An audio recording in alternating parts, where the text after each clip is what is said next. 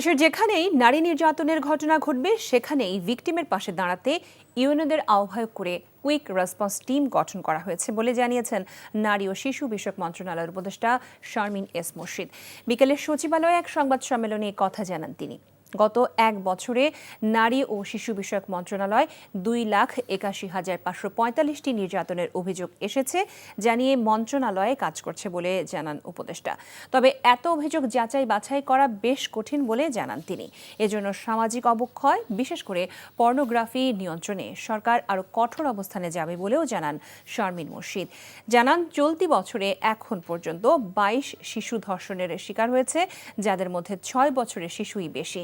ধর্ষণের শিকার ভিকটিমের পরিচয় প্রকাশ যাবে না এবং এ বিষয়ে গণমাধ্যমকে দায়িত্বশীলতার পরিচয় দেবারও আহ্বান জানান উপদেষ্টা।